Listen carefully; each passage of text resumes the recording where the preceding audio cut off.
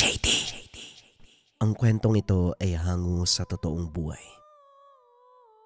Mula ito sa isa nating kabayan na itago na lamang natin sa pangalang Dario. Taong 1980, Lanao del Sur. Kakatapos lang ng maghapong pagsasaka. Dumiretso na sa tahanan si Mang Rosal. Magpapahinga na sana, subalit napansin ang kalagayan ng apo. Maraming pasa sa katawan.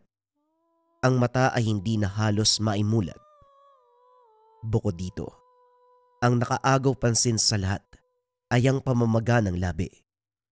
Nakasiksik ito sa sulok ni hindi magawang tumingin dahil sa iya. Naunawaan naman ng matanda ang nangyayari. Imbis na pagalitan, binigyan ng maiinom at dahan-dahang kinausap. Hindi naglaon, sinalaysay ng bata ang kaganapan. Habang nakikinig, hindi maitago ang galit. Aminado siya na may pagkasiraulo ang apo. Madalas nangunguna sa kaguluhan. Pero sa pagkakataong ito, kabaliktaran ang nangyari. Bigla itong tinambangan ng hindi kilalang kalalakihan. Basta na lang tinapon sa kabundukan. Muling binugbog at iniwanan. Dagdag pa ng apo. Nang magkamalay may figurang napansin. Hindi to normal at yon ang kinatakot ng bata. Kung ilalarawan, may 4 na mga paa. Mahaba ang buntot. May mga sungay. Kalahati sa katawan, may hahalin tulad sa tao. Makisig. Subalit kung dumako sa muka may kalabuan. Ang litaw lang ay ang nanlilisik na mga mata. Taglay nito ang matinding amoy at tunog na kagaya ng kabayo. Sa tanang buhay ng apo, ito ang unang beses na nakakita ng ganitong halimaw, kaya ganun na lamang ang takot. Sa pag-aalala, dinala sa albularyo para matignan at maipagamot ang mga pasa. Matapos ang pagsusuri at gamutan, bumaling ito kay Mang Rosal. Rosal, alam ko ang kwento mo, pero bakit hindi na lang ikaw ang gumamot sa apo mo? Sa kabila ng nangyari, kahit papano hindi mo pa rin nakakalimutan ang pasikot-sikot sa larangang ito, hindi ba? Wika ni Mang Garoy. Pare, mas maigi kung wag na nating pag-usapan. Natapos na ang paninilbihan ko, maraming taon na nakalipas. Hanggang doon na lamang yon. Tugon ni Mang Rosal. O siya, kung yan ang gusto mong sabihin, etong apo mo, hindi ko sasabihin na maayos ang kalagayan dahil may kinalaman ang elemento sa nangyari.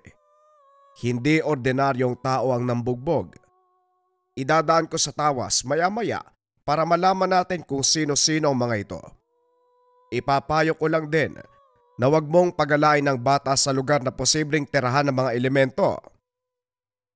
Matapos ang usapan, sinimula ng albularyo ang pagtatawas.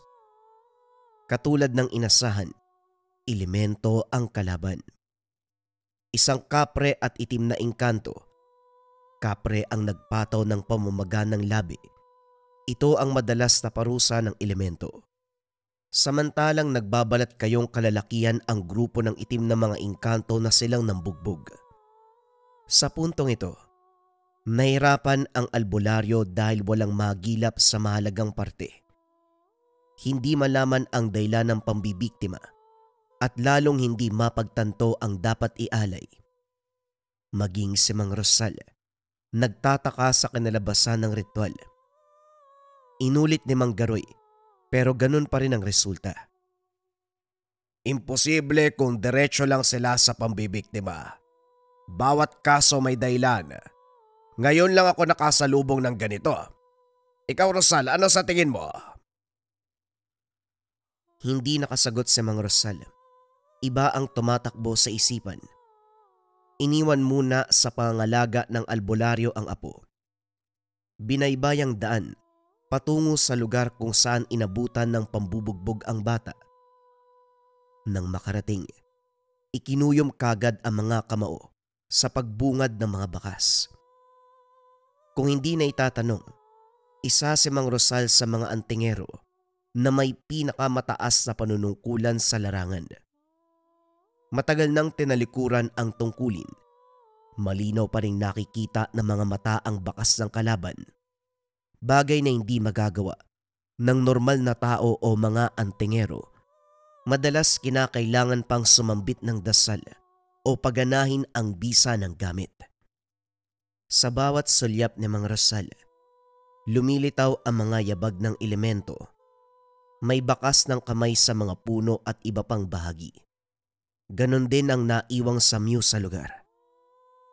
Gayon pa man hindi malinaw kung ano ang dahilan ng panggugulpe sa apo.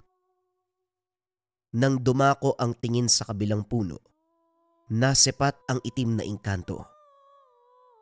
Nakipagtitigan, ang mga mata ay puno ng pagbabalak ng kasamaan. Maya-maya pa, lumapit ito at pasimpleng hinaplos ang braso. Nag-iwan ito ng marka pero hindi alintana ni Mang Rosal. Pagkatapos ito, pasimple siyang tumalikod. Pagbalik ng tahanan, sinuri ang mga puno sa paligid. Alinman sa mga ito ay may marka ng itim na engkanto. May palatandaan ng paminsan-minsang tumatambay sa lugar. Idagdag pa ang pinakatuktok ng sanga na may bakas ng kapre. Ang paanan na may abo ng tabako at ang yabag ng tikbalang. Hindi nababahala si Mang Rosal sa bakas ng kapre dahil kung tutuusin mabait ito. Kilala na noon pang kabataan at ni minsan hindi ito sumalungat sa kanya. Bagkus, ito pa ang nagbabalita kapag may nangyayaring kababalaghan sa lugar. Kaso nga lang, para bang may pumipigil dahil nanatiling tahimik. Maya-maya pa, lumitaw ito matapos mabasa ang tumatakbo sa isipan. Hindi man nagsasalita, bakas sa mga mata ang paghingi ng tawad. Tumango ang matanda bilang tugon. Pagpasok ng tahanan, napako ang tingin sa sahig. May mga yabag ng itim na engkanto. Kalat ang mga gamit nito lalo na sa silid ng apo. Lahat ng mga kagamitan ay iniwanan ng marka. Isa-isang dinispatsa ni Mang Rosal. Sinunog at hinayaan ang itim na engkantong manood. Lihim na napangisi nang mapansin ng galit.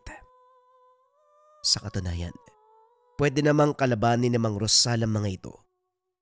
Isang galaw lang niya, pwede nang pulbusin ang lahat. Subalit malabo ito sa ngayon sa kadailanang may nakaatang sa kanyang buhay. Kung pag-uusapan ng nakaraan dahil sa angking husay at galing sa larangan, umani ng samot-saring reaksyon mula sa kapwa antingero. Maging ang grupo ng manggagamot at albularyo nagkaroon ng pag-uusap tungkol sa kanya. Maging ang pinuno ng kinabibilangang organisasyon, hindi maiwasang makaramdam ng inggit.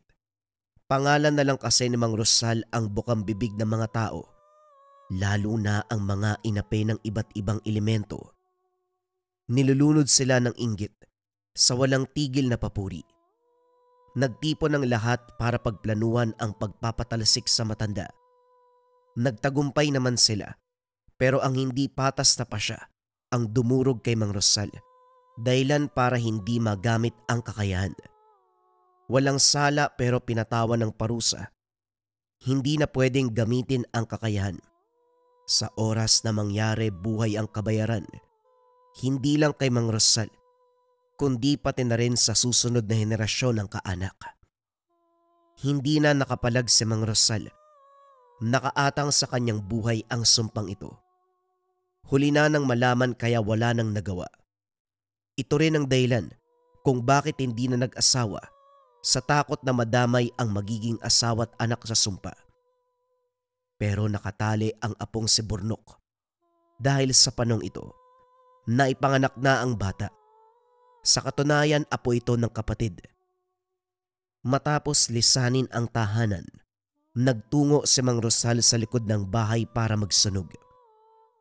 Mababahong dahon ang pinausok para kahit papano maitaboy ang umaaligid na elemento. Pwedeng gamitin ang ganitong pamamaraan ng kahit na sino. Habang malayang sumasabay sa hangin ng usok, maririnig ang hiyawan at sigawan ng mga elemento. Kanya-kanya sa pag-alis hanggang sa walang natira. Maging ang kaibigang kapre, hindi maiwasang magreklamo. Gayon pa man hindi ito alintana ng matanda. Pagsapit ng takip silim, sinundo ang apo sa tahanan ng albularyo. Sa kabutiang palad, gumaan din ang pakiramdam. Kaso nga lang, ang pasa ay walang kagalingan sa ngayon. Pababaonan ko kayo ng langis pamahid sa pasa.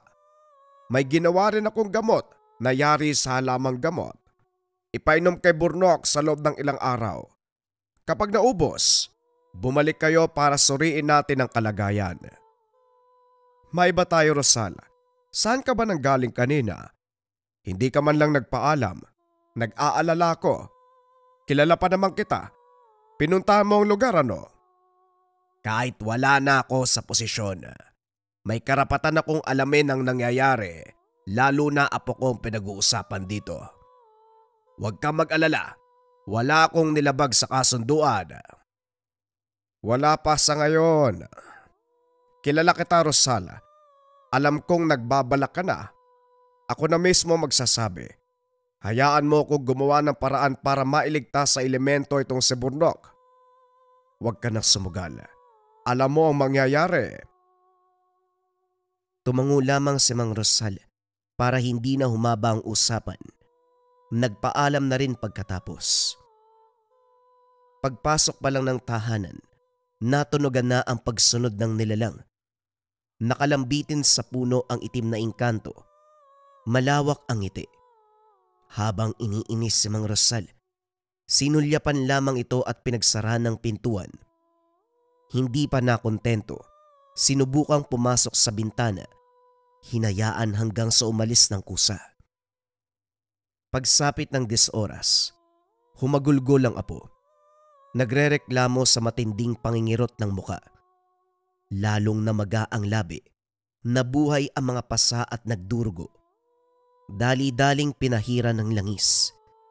Pinainom na rin ng gamot, kaso hindi pa rin matahimik. Nang suriin ang paligid, may nakamasid na tikbalang. Nakangiti habang iniinis si Mang Rosal. Sa napapansin, bawat padyak ng paa ay siyang pagsigaw ng bata. Nang maunawaan ang pangyayari, humugot ng patalim at hinarap ito. Subalit hanggang pagbabanta sa pamamagitan ng titig ang magagawa. Sa parte naman ng tikbalang, panay pangiinis. Pumaikot sa kanya, kinakawag ang buntot. Sinisiguradong tatamaan siya. At hindi lang yun, lumapit sa mismong muka sabay angil. Akmang tatagain na sana pero pinigilan ni Mang Garoy. Ito ang nagtaboy sa nilalang. Sus Mariosep. Rosal, hindi ba sabi ko ako na ang bahala? Kamuntikan mo ng suwayin ang pinataw ko sa'yo. Kapag nagkataon, ewan ko na lang talaga. Paano mo nalaman na nagpakita ang tikbalang? Ang bilis mong pumarito Binasbasan ko si Burnok. Kapag aarangkada ang pambibiktima ng elemento, kukulo ang langis na nakatalaga sa kanya. Ito ang palatandaan ko kaya pumarito ko kagad matapos makita ang pagkulo. Papasok ako. Sisilipin ko ang apo mo. Nauna sa pagpasok ng tahanan ang albularyo. Nanatili naman sa labas si Mang Rosal. Masamang nakatitig sa dinaanan ng tikbalang. Hindi nagtagal muli itong lumabas. Hinamon siya. Napabuntong hininga ang matanda. Hindi na pumatol. Nagmamadaling tumalikod pero bago makapasok ng bahay, minarkahan siya ng tikbalang. Nagtamo ng sugat sa braso. Rosal, pakiabot nga na. Ano na naman ang nangyari? Hay nako talaga, oo. Daig mo pa ang bata. Sinabing huwag kang gumawa ng kahit anong hakbang.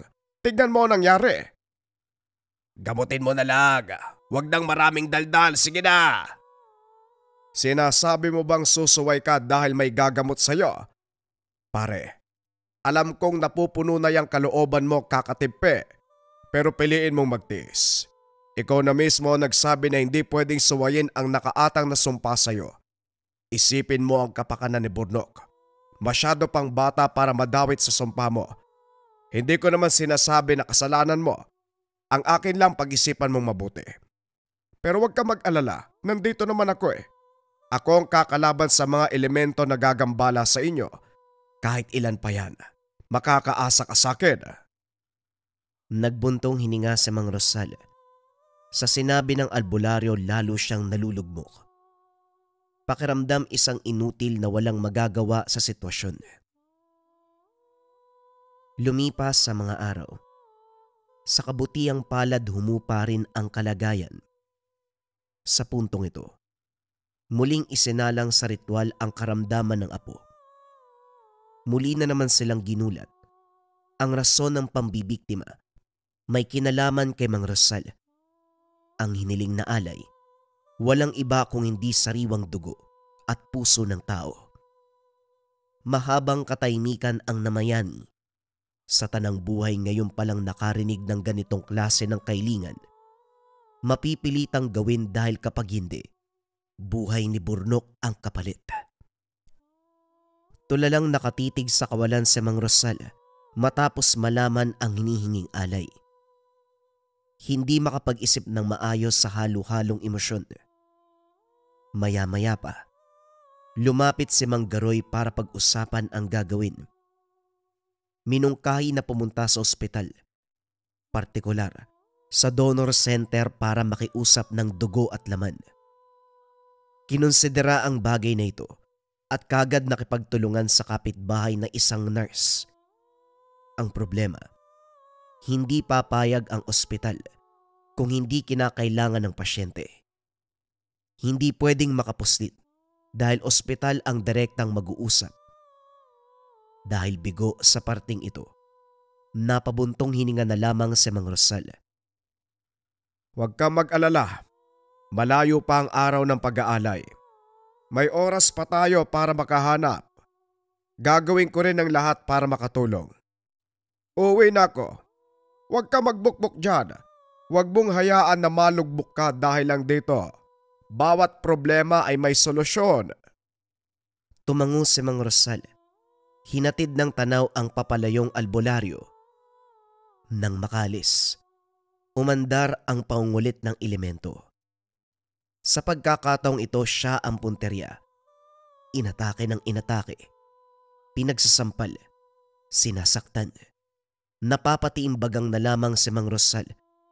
Sa kabila nito hindi alintana ang pananakit. Sa ilang dekada sa larangan at sa karunungan, tila ba nasa katawan pa rin ng bisa. Kahit papano may natitira pang pangontra. Dahilan para hindi masyadong tagos sa laman ang atake. Hinayaan niya ito hanggang sa kusang tumigil. Tumitig ng masama. Nagbanta na pahihirapan si Burnok. Dito na bumoses si Mang Rosal. Pabor lang sa inyo dahil hindi ako pwedeng gumamit ng kahit ano. Pero huwag kayo magpapakampante dahil baka maisip kong sumaway at kalabanin ang sumpang nakapataw sa akin. Kapag nagkataon alam nyo na ang mangyayari. Nakilala kita. Ikaw ang ilang ulit na nakasagupa ako nung araw. Masyado kang maamo noon kapag sinita kita. Ngayon ka lang naman nagmamayabang dahil sa kalagayan ko eh. Sige, samantalain mo. Sulitin mo. Sinasabi ko, kapag naisipan kong sumuway, pumili ka ng araw ng iyong kamatayan. Huwag kang magsalita nagtapos, dating manonogis. Hindi mo rin ito magagawa dahil alam kong hindi mo kaya. Matindi ang nakaatang na sumpa sa'yo. Mati mo bang masaksiyan ang kamatayan ng iyong apo? Wala naman kayong ibang ibabanta kung hindi ang mahal ko sa buhay. Sa tingin mo rin ba, gagawa ko ng kilos na ikakapahamak ng iba? Ito ang tanong na nais kong pag-isipan mong mabuti. Wika ni Mang Rosal. Nagbago ang reaksyon ng engkanto. Dahan-dahang nakaramdam ng takot. Maya-maya pa walang pasabi na umalis. Baka sa kilos na hindi na babalik. Kabisado ni Mang Rosal ang galawan nito, kung kaya't siguradong ito mismo ang bibitaw. Sinuri ang katawan ni Bornok. Ang pasa sa binte ay dahan-dahang nawala. Kagaya ng inasahan, kusang bumigay ang engkanto. Dahil dito nakaisip ng paraan si Mang Rosal. Nang sumunod na araw, inabangan ang mga elemento. Inantay na umatake ang mga ito. Matagumpay naman, binantaan katulad ng nauna, kaso hindi bibitaw ang mga ito. Sa halip binalik ang banta. Ang sabi nila, titindi ang magiging karanasan ng bata bago ang araw ng pag-aalay. Nagkaisa sila, kaya hindi madadaan sa usapan. Pagsapit ng takip silim, tikbalang naman ang nagpakita. Naging mahaba ang usapan dahil may kakayahan nito na magpalit ng anyo at gumaya ng wangis. Taglay ang itsura ng isang matanda. Sa kabila ng pagmumuka, hindi maitago ang kasamaan. Napanood ko ang ginawa mo sa iba. Dismayado ka, no? Hindi ka na kasi kagaya noon. Kung dati kinakatakutan ka, ngayon isa ka na lang inutil. Niwala kang magawa para iligtas ang apo mo. Hindi ka ba naiinsulto na may kakayahan ka naman sana, pero ibang albularyo ang nagpapakahirap upang magamot lang ang bata?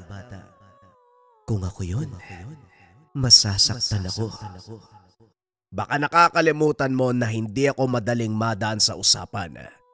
Kahit ano pang sabihin mo, wala akong pakialam. Pero ikaw, sa tingin mo ba makakayanan mo ang mangyayari sa sandaling suwayin ko ang sumpa? Malamang ikamatay mo yun.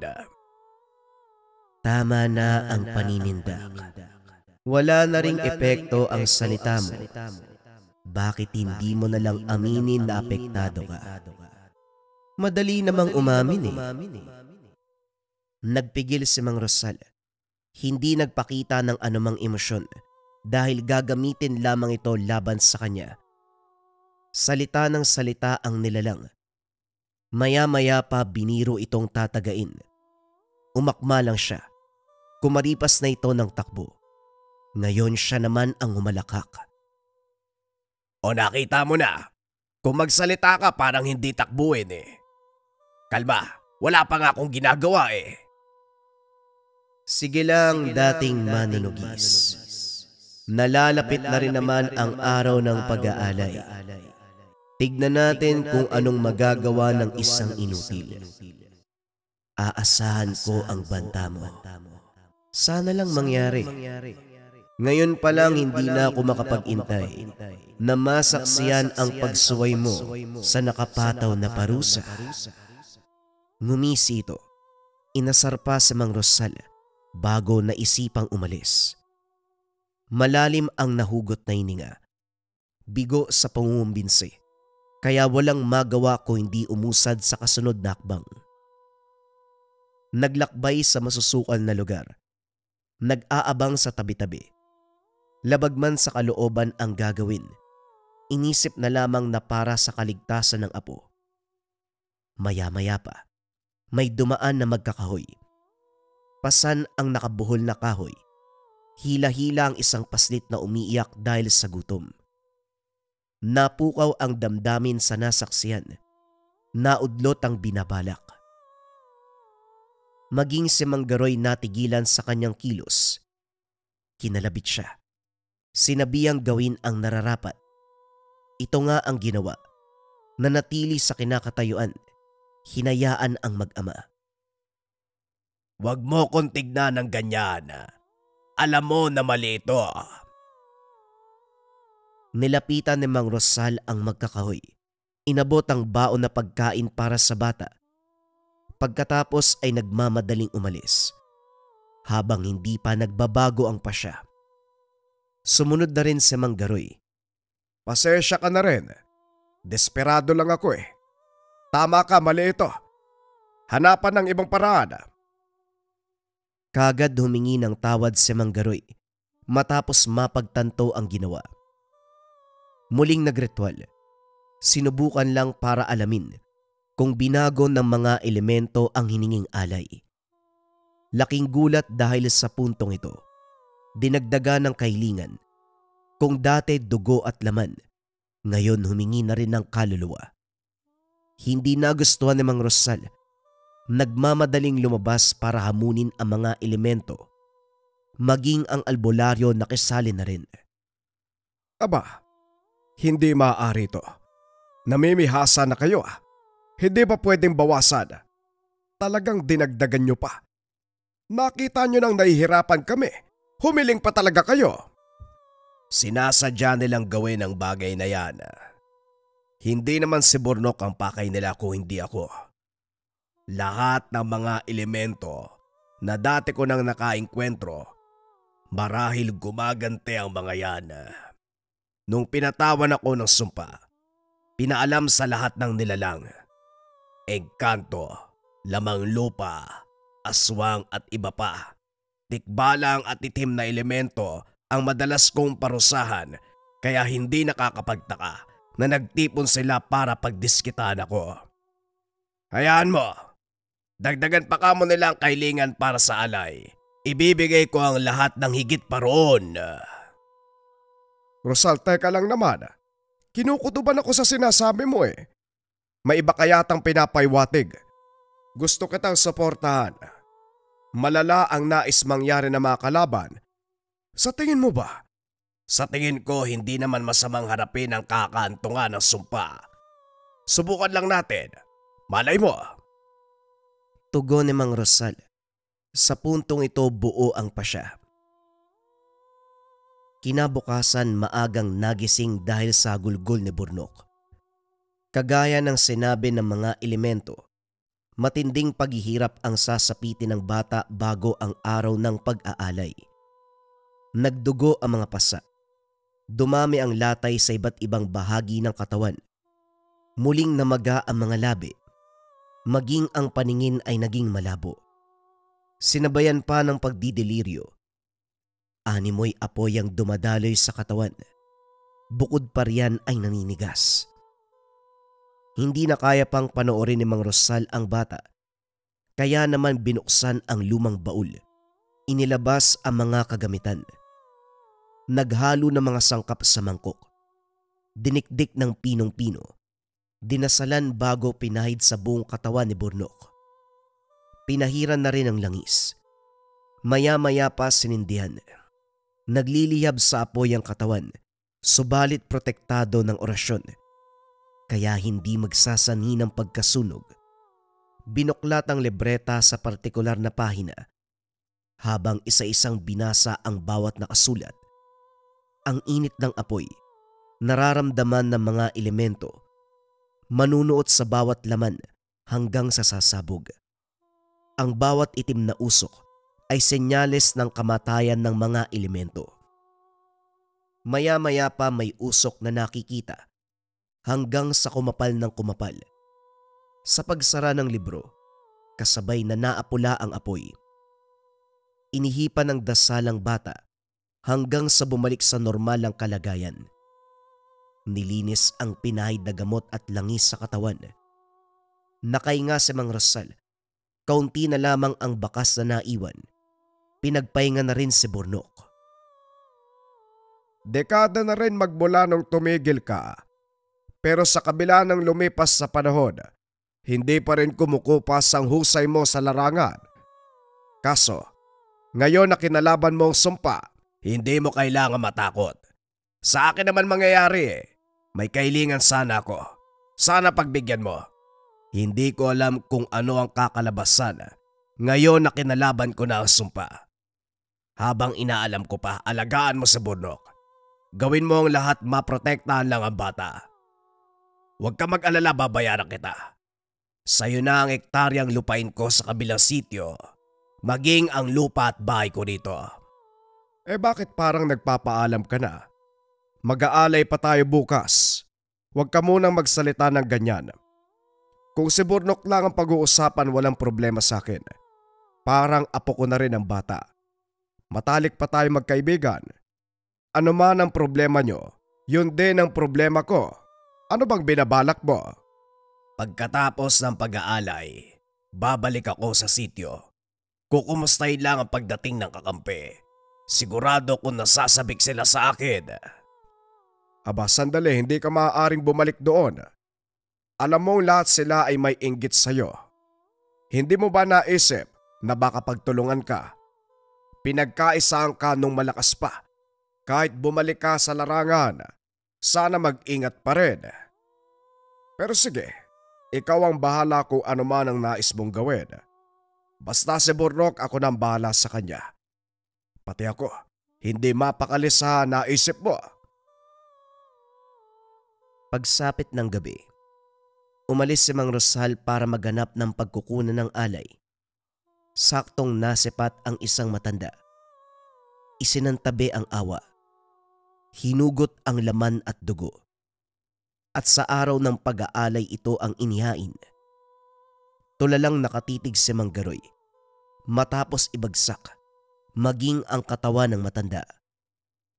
Nakagapos ang kaluluwa nito sa kapirasong papel na may orasyon. Hindi nakapagsalita ang albularyo. Sinimulan na lamang ang ritual. Tinanggap ng mga elemento ang alay. Napigtas ang sumpa sa bata. At dito na rin tuluyang natapos ang buhay ng itim na engkanto at tikbalang. Ang ginawang ritual sa nagdaang araw at gayon ay tumapos sa lahat. Habang nagukay para ilibing ang katawan ng matanda, hindi maiwasan ng albularyo ang magtanong. Kanina pa binabagabag ng katanungan kung sino ito. Hindi naman pinagkait ni Mang Rosal ang katotohanan. Ang matandang ito, walang iba kung hindi isa sa pumataw ng parusa sa kanya. Makasalanan na ako, makasalanan. Nangyari na ang dapat mangyari. Kung tutusin, patas na kami. Pinatawan niya ako ng sumpa. Kinuha ko naman ang buhay niya. Gantian lang kumbaga. Ewan ko. Bilisan mo na lang ang pag-uukay ng mailibing na ito.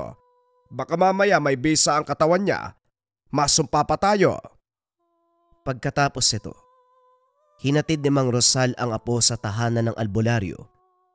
Bago iniwan, binasbasan, iniwanan ng gamit ang kapirasong tipak ng tinatangang mutya. Kahit tipak lang ito, buo pa rin ang bisa.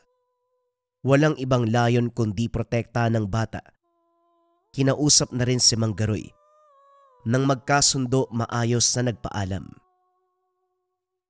Dumiretso sa sityo kung saan ang lihim na tagpuan ng mga antingero.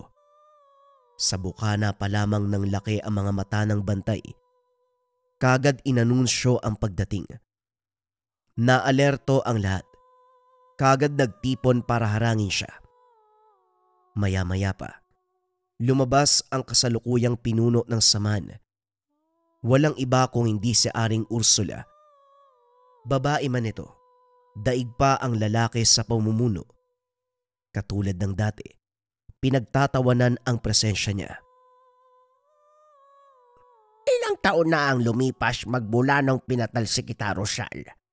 Nasasabik ka yata, kaya naglakas loob na bumalik dito. Nabalitaan kong ginawa mo kay Felipe. Hindi mo lang siya pinaslang. Inalay ang laman, dugo at kaluluwa alang-alang sa apo mo. At balita ko, kinalaban mo pa ang sumpang nakapataw sa iyo. Ganyan ka ba talaga, kamangmang? O sadyang nakalimutan mo na ikakamatay ng bata ang iyong ginawa, pati ikaw ay mamamatay din? Wika ni Aling Ursula. Yun na nga eh. Ilang taon na ako nabubuhay sa paniniwala sa sumpang yan. Naging inutil ako dahil walang magawa para protekta ng sarili o ang malalapit sa akin. Ngayong naisip ko na, ano kaya mangyayari kung susubukan kong kalabanin ng sumpa? Tulungan niyo ako malaman ng sagot. Total, kayo naman ang nagpataw nito sa akin. Ikinumpas ni Mang Rosal ang kamay. Biglang nabuhay ang apoy na nakapatay sa ulo. Sa kilos pa lang nito, ginapang ng takot ang lahat. May umatras, may nagtago, pero ang haligi ng samahan nanatiling nakatayo. Silang namumuno na nanguna sa pagpataw ng parusa. Si Aling Ursula, si Mang Donato at si Mang Lorenzo.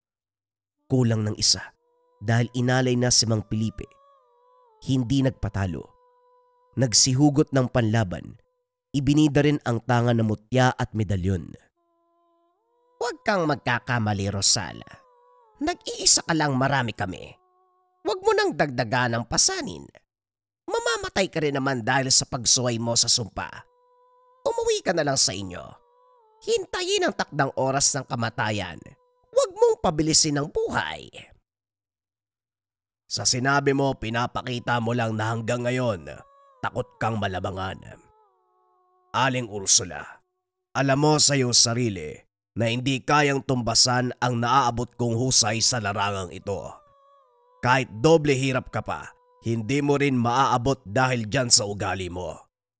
Ayoko na sanang mangaral pero walang maidudulot ang inggit. Babalik lamang sa iyo anuman ang sinasabi mo rito. Hindi na pinasagot ni Mang Rosal. Binuhay ang mutya. Pinasiklab ang apoy sa bawat sulok ng paligid. Hindi na kailangang kumilos. Isang tingin, babalutin ng apoy hanggang sa malagutan ng hininga. Hinarang ni Aling Ursula ang mga mag-aaral. May tanga na ang mga ito at ilang beses nang isinalang sa laban. May kaalaman na pero hindi umubra kay Mang Rosal. Tinunaw ang mutya at medalyon. Matapos tapusin ang mga mag-aaral, umusad sa ibang nasasakupan. Sila ang ganap sa larangan. Maraming taon nang naninilbihan. Biyasa sa pasikot-sikot. Dahil sa nangyari sa mga mag-aaral, naisip ng mga ito na magsanib puwersa ng mga gamit upang talunin siya. Hinayaan ni Mang Rosal nang simulan ang ritual ng pagsasanib puwersa. Malakas tignan ang gamit ng magkaisa. Si Mang Rogelio ang nanguna. Sumugod sa pamamagitan ng espiritual na pamamaraan. Naramdaman ang mga atake na sumasabay sa pagsambit ng salita. Napansin ang pagdaplis ng matulis sa sandata sa iba't ibang bahagi ng katawan. Subalit hanggang doon lamang ang kaya ng puwersa. Ang nakapalibot na mga antingero, umatake na rin gamit ang orasyon at dasal. May nagritual pa. Hindi nagtagal, isa-isang tumigil nang mapansin ang reaksyon ng matanda. Animoy nanonood ng palabas. Nakatingin lang sa nakapalibot ng mga antingero itong si Mang Rosal. Kulang na lamang ay pumalakpak. Nang huminto sa ginagawa ang lahat, siya naman ang kumilos. Isang salita, isang kumpas ng kamay, nilamon ng apoy ang anting-anting. Naging malupit ako sa mga mag-aaral. Pinaslang ko sila. Nagkamali ako. Hindi ko pinag-isipan kaya patawarin niyo sana ako. Ayokong maulit ang pagkakamali kaya pagbibigyan ko kayo. Bibilang ako ng 3. Dapat nakalayo na kayo. Kahit ang matatanda na uugod-ugod, kumaripas ng takbo. Nakaalis man ang mga ito. Nagtamo na rin ng pinsala sa katawan. Pagkatapos, hinalughog ang lugar para hanapin sina Aling Ursula at iba pang kasama. Kaso nga lang nakatakas na sila. Malalim ang pagbuntong hininga. Nag-uumapaw ang emosyon ni Mang Rosal dahil nalusutan ng mga ito. Gayunpaman, inilabas ang galit sa pagsunog ng buong lugar. Walang tinira. Mula haligi hanggang kagamitan ay naging abo. Nag-iwan ng babala para kay Aling Ursula. Hindi umuwi si Mang Rosal. Nagpalipas ng araw sa karatig sitio. Oras-oras kung silipin ang lungga ng kalaban. Kaso nga lang wala pa ni isa ang bumalik. Habang naghihintay, hinamon ng napadaang halimaw, isang tikbalang na naparusahan niya noon. Pinagtatawanan siya ng tikbalang. Ang akala nito ay wala ng lakas si Mang Rosal. Nagusalang matanda. Nagulat na lamang ng mag-apoy ang buntot. Natatarantang inapula. Subalit masyadong malakas ang pagsiklab na umabot sa katawan. Huli na nang nakiusap. Buntot na lamang ang bumagsak sa lupa. Nang sulyapan ng unahan, ang nagkukubling elemento na nakasaksi. Hindi na tinuloy ang binabalak. Isa ito sa nakalaban noon ni Mang Rosal na gusto sana siyang paglaruan bilang ganti. Wala sa oras na umuwi. Kung sa bagay, nung pinatawan ako ng sumpa, lahat ng mga ito ay inanunsyo. Ngayon na ginamit ko muli ang kakayahan, walang nakapagsabi. Sige, hahayaan kitang mabuhay. Ibalita mo sa lahat ng elemento sa lugar na ito na nagbalik na ako. Nagbuntong hininga si Mang Rosal habang hinahatid ito ng tanaw. Makaraan ng ilang oras, nasipat ni Mang Donato si Mang Lorenzo. Bumalik ang mga ito para suriin ang lugar. Pinatapos muna bago nagpakita si Mang Rosal. Nang mapansin nito ang presensya niya, kagad nakiusap ang mga ito. Nagsusumamo na patawarin sa nagawa. Rosal, palampasin mo na lang ito. Kami ay tutol sa desisyon ni Ursula. Hindi lang kami makapagsalita dahil hawak kami sa leg. Biyag ang pamilya at mga kaanak namin. Kung hindi kami papayag, lahat sila papatayin. Unawain mo sana na naipit lang kami sa sitwasyon. Makiusap, Rosal. Kaawaan mo kami. Unawain nyo rin sana na maging apo ko damay sa sumpang pinataw nyo. Nagdurusa ng gusto ang bata dahil sa kagagawan nyo. Napilitan akong kalabanin ng sumpa upang iligtas siya. Pero ngayon na ginawa ko, kamatayan ang susunod. Sige, kakawaan ko kayo, pero kailangan nyo akong tulungan. Isawalang bisa nyo ang sumpa. Mahabang katahimikan ang sunod na namayani.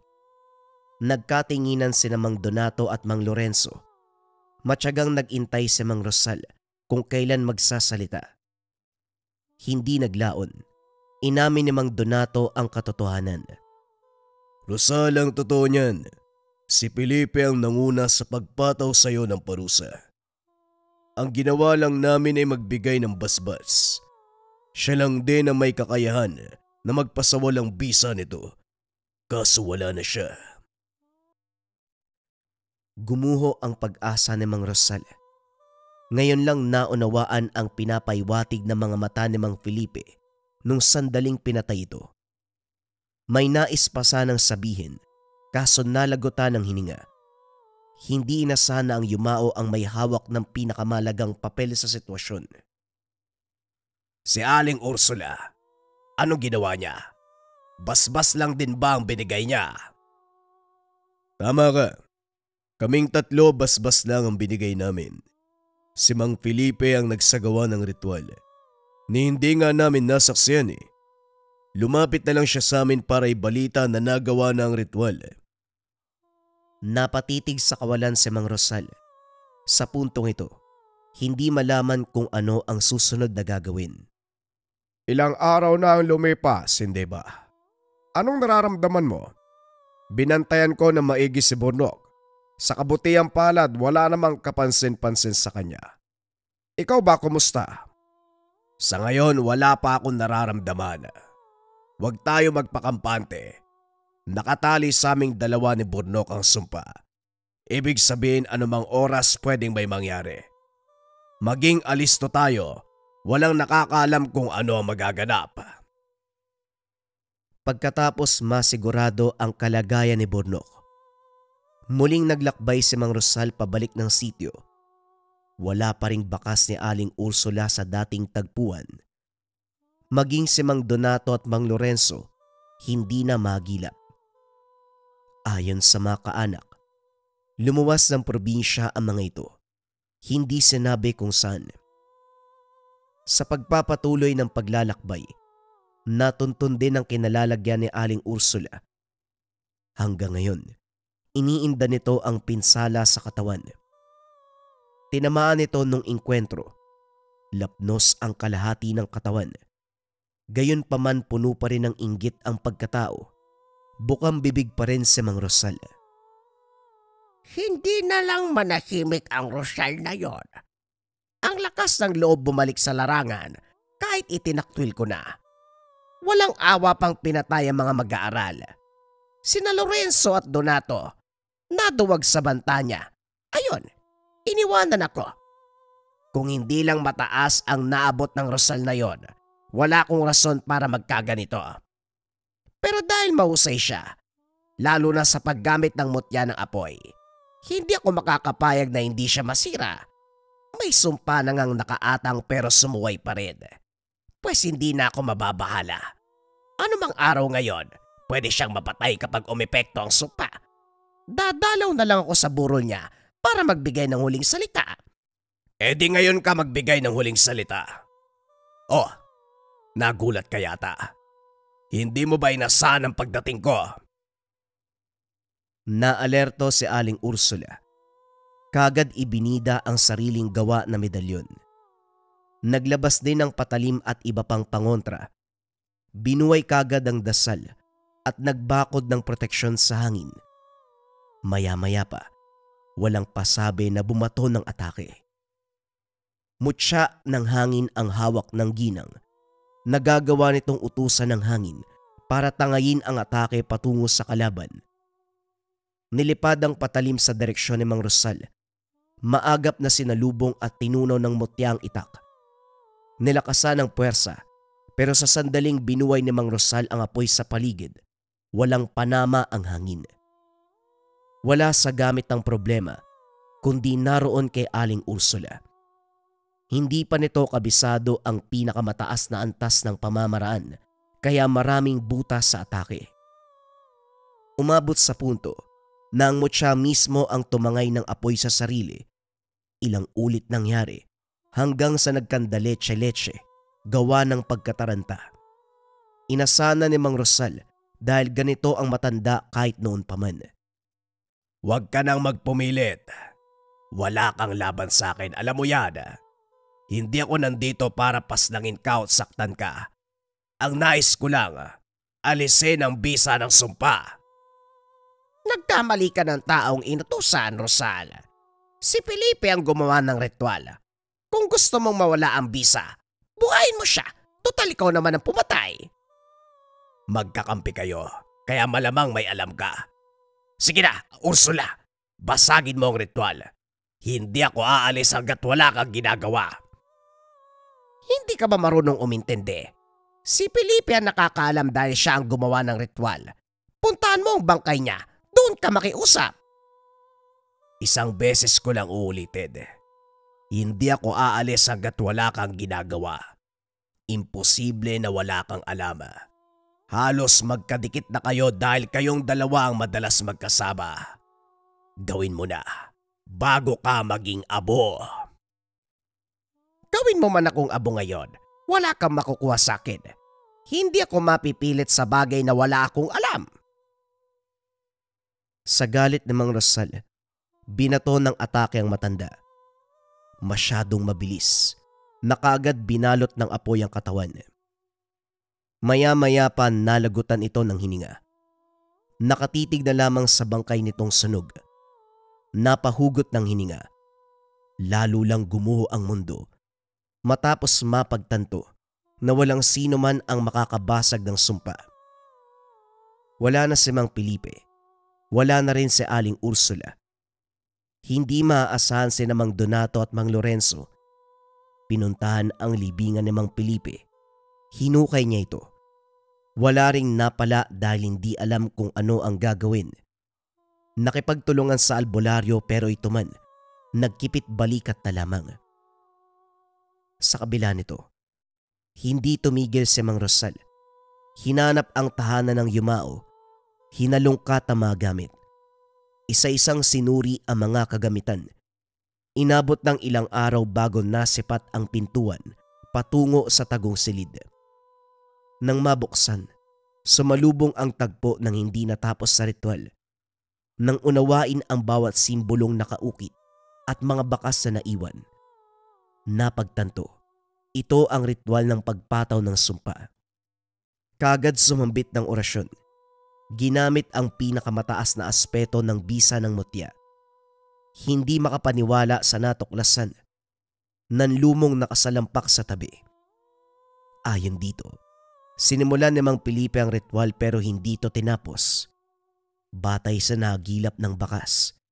Hindi naman talaga intensyon ang paggawa ng ritual. Inihanda lang ang mga kagamitan para mapaniwala si Aling Ursula. Sa madaling salita, walang ritual na nangyari at hindi totoong may sumpang nakapataw sa ulo ni Mang Rosal. Sa natuklasan, namanhid ang buong katawan dahil sa loob ng ilang taon. Inakalang kamatayan ang nakaabang pero lahat ng ito ay walang katotohanan. Natawa na lamang si Mang Rosal nang maalala ang pakikitungo ni Mang Felipe nung magkasama pa. Mabuting tao, masasandalan, maasahan. Pinsan nito ni Aling Ursula. Tinanaw na utang na loob ang pagpasok sa larangan, kaya anuman ang utos ng ali, nararapat na sundin. Subalit sa pagkakaunawa ni Mang Rosal, pinalabas na lamang nito na ginawa ang ritual para mapaalis siya sa samahan at para na rin makalayo kay Aling Ursula. Hindi ko alam na nabuhay ako sa isang kasinungalingan sa loob ng maraming taon. Natakot ako. Nagpigil na gamitin ang kakayahan dahil sa sumpang ipinataw sa akin. Yung pala ay walang katotohanan. Napatay ko pa si Mang Felipe na sa kabila ng lahat, wala siyang ginawa kundi protektahan ako laban kay Aling Ursula. Tapos ako pa mismo ang pumaslang sa kanya. Wika ni Mang Rosal. Kaharap ngayon ang puntod ng yumao. Bilang pasasalamat at paghingi na rin ng tawad, inilipat sa mas maayos sa libingan. Matapos mapagtanto ang lahat-lahat, umuwi. Binalita sa apo at kay Mang Garoy ang katotohanan. Magmula sa araw na yun, hindi may kakaila ang paglamon ng konsensya, lalo na sa ginawa kay Mang Felipe. Para makabawi, ganap ang pagbabalik sa larangan. Ipinangako na sa ngalan ng yumao, pagbubutihan at masuhusayan, para kahit papano makabawi man lang dito. Yun na nga ang nangyari. Hindi inasahan na nauwi sa wala ang paniniwala na may nakaatang na sumpa sa kanya. Sino ba naman ang mag-aakala na pawang sabi-sabi lamang ito? At ang pinakamasakit pa, pinatay niya ang taong pinoprotektahan lamang siya. Huli na nang malaman, hindi mawari ni Mang Rosal kung sino ang sisisihin. Siya na walang kalam-alam o si Mang Felipe na bigong sabihin ng katotohanan. Alin man dito, nangyari na ang dapat mangyari. Siya ay kinilala bilang isinumpang antingero na walang katotohanan, pero nagtataglay ng malakas na tangan. Namot siya ng apoy. Kumusta mga kabayan? Magbabasa tayo ng patotoo patungkol sa marakuyo bracelets natin. Ayan na yung mga bagong version natin, yung white sa lava, pero nandito pa rin yung OG version na glossy black and brown mga kabayan. Dako tayo sa ating first patotoo. Baka 5 lang yung basahin ko kabayan, sobrang dami na kasi nito. Sabi ng kabayan natin, dumating na po yung marakuyo bracelet ko po. Grabe po yung kabog ng dibdib ko habang ino-open ko, tas nang nahawakan ko na sobrang saya ko po. Tapos suot ko po siya nang matulog ako, ang sarap ng tulog ko. Umaga ako nagising. Totoo po ang lahat ng sinabi nyo. Pakita natin yung comment. Andyan yan kabayan. Sabi ni kabayang Miss Carter. Basa pa tayo ng isa kabayan. Okay, etong next comment natin kabayan ay mula kay Yvonne Octoso. Ang sabi niya, grabe ang product na marahuyo. Unang suot ko pa lang, 2 araw pa lang, ramdam ko na kaagad yung energy. Parang nililinis niya yung dark thoughts ko, naging positive ako, kalmado at mas malinaw na ang pag-iisip. Dati, di ako naniniwala pero ngayong nasuot ko na, totoo pala, nagbibigay talaga ng proteksyon. Salamat seller, fast transaction pa. Next comment, basa pa tayo mga kabayan, sabi ni Big Boss. Thank you sir, bilis dumating, ang ganda ng marahuyo white. Quality napakaganda at napakagaling ng gamit na ito. Complete and no damage. Thank you, Sir JD. God bless always. Salamat din, Big Boss. God bless also. Ilan lang yan sa mga patotoo patungkol sa Marhuyo bracelet, mga kabayan. Pwede nyong i-check, i-visit nyo yung Lika Merchandise. Makikita nyo yung sobrang daming reviews. Kalimitan kasi sa mga reviews na nababasa ko, mga kabayan, una, nawawala yung pangangate nila kapag suot ang Marhuyo bracelet. Sa gabi, nakakatulog sila ng payapa. Nawawala na yung mga panggagambala. Yung pananakit ng tiyan,